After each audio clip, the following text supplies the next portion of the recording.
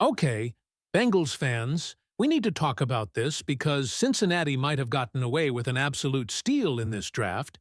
Actually, maybe two of them. Two seventh-round rookies walked into that game against Detroit with basically everything to prove, and somehow both walked out giving us a reason to ask the same question. How did these guys last until the seventh round? One was fighting through double teams and getting after the quarterback. The other caught the Bengals' only touchdown of the game. And when you hear what's been happening behind the scenes with these two, especially what one of them has been doing every morning just to prepare for his opportunity, this gets even more interesting. So before we break down exactly what Cincinnati may have found here, hit that like button if you're excited about this rookie class. And Bengals fans, get in the comments right now. Which rookie has impressed you the most so far? Drop the name below. Something happened against the Detroit Lions that Bengals fans absolutely cannot ignore, because two players who entered Cincinnati as seventh-round picks are suddenly making those selections look a whole lot more interesting than anyone had a right to expect this early. And the deeper you look at what happened on the field, what has happened throughout the offseason, and what these rookies are doing behind the scenes, the more intriguing this becomes. Cincinnati may have found legitimate value at the very end of the 2026 NFL Draft, and one of these rookies is already making a serious argument that the Bengals need to find room for him on the final roster. Let's start with Landon Robinson, because his story was already interesting before he ever stepped onto the field against Detroit. Robinson was Cincinnati's 226th overall selection, a defensive tackle out of Navy, and he's an Ohio native with a family connection to this team. His father is a Bengals fan. Now Robinson has gone from Ohio to Navy and back home again, this time wearing Bengals colors. And after everything we've seen through the offseason, minicamp, training camp, and now preseason action, this isn't just a nice homecoming story anymore. Robinson is giving Cincinnati football reasons to pay attention to number 96. Against Detroit, Robinson finished with 2 tackles, half a sack, and 2 quarterback hits. Those numbers are encouraging for any seventh-round rookie, but they don't completely explain why his performance created this kind of buzz. The play that really tells the story wasn't simply about filling up a stat sheet. Robinson split a double team while Detroit was backed up near its own end, fought through contact from both blockers, and still managed to get to the quarterback while drawing a holding penalty in the process. That's exactly the type of rep that can change how coaches look at a young defensive lineman. Sometimes preseason evaluation becomes too obsessed with sacks and tackles. Did he record the sack? How many tackles did he have? How many plays show up in the box score? But defensive tackle is one of those positions where the numbers can hide part of the story. If you're demanding 2 blockers, disrupting the pocket, forcing an offensive lineman to hold, and creating opportunities for everybody else, you're affecting the game even when your name doesn't get credited with the glamorous statistic. And Robinson passed that eye test. Paul Denner Jr. described that particular rep as the most impressive of any Bengals defensive lineman that night.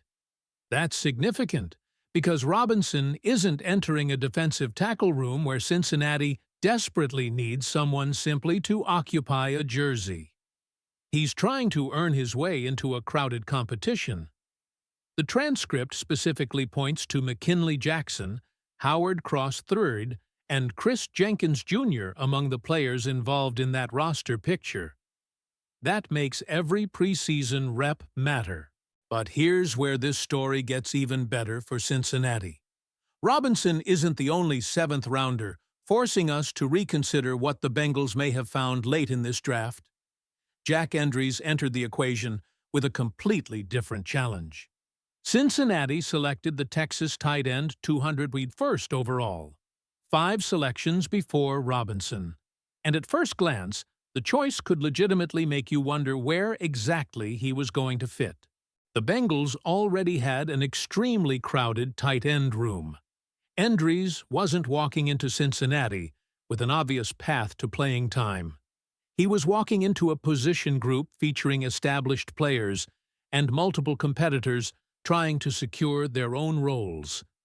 Then the Detroit game happened. 3 catches, 25 yards, an average of 8.3 yards per reception. And Cincinnati's only touchdown of the game.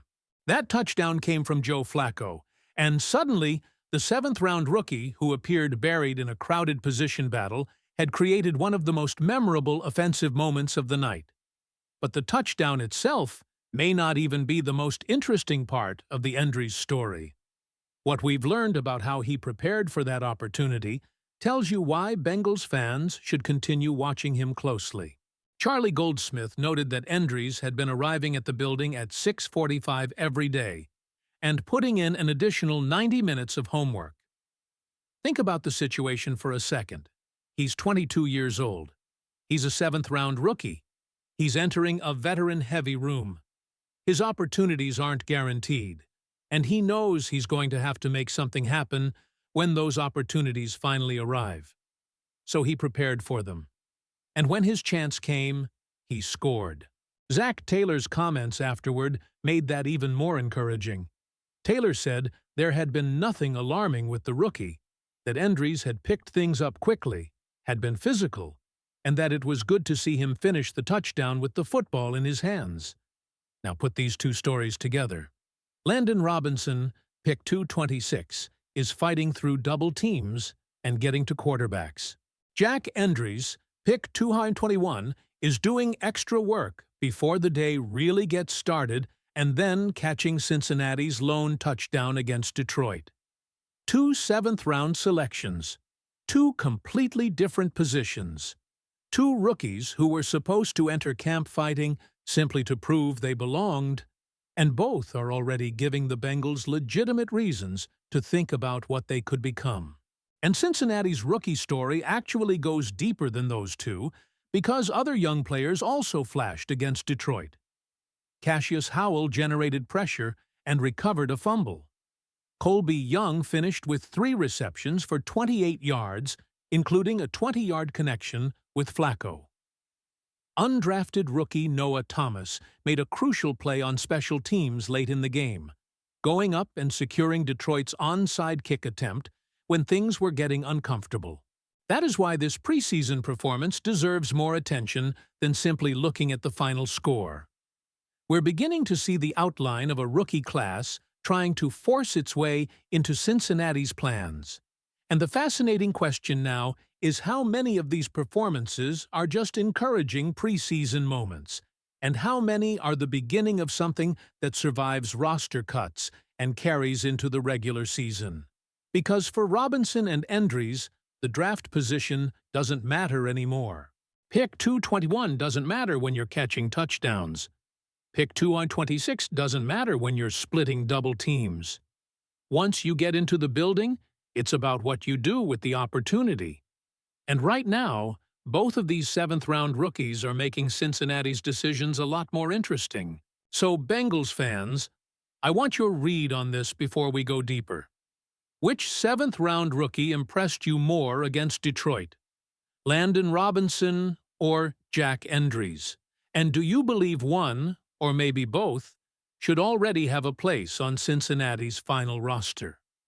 Drop your answer in the comments because in Part 2 we're going deeper into the competition around these rookies, what Joe Flacco's presence meant for Cincinnati's young offensive players, and the other developments from this game that Bengals fans need to keep watching. Now I want to hear directly from Bengals fans. After what we saw against Detroit, how confident are you that Cincinnati found something special with these late-round rookies? Do you think Landon Robinson and Jack Endries deserve spots on the final roster? And which rookie impressed you the most? Drop your take in the comments, because I want to see where Bengals fans stand on this one. And if you want to keep up with everything happening in Cincinnati, roster battles, breakout players, preseason developments, and the biggest Bengals stories, hit that like button and subscribe to the channel. There's a lot still to be decided before this roster is set, and we're going to be following every step of it. Who day?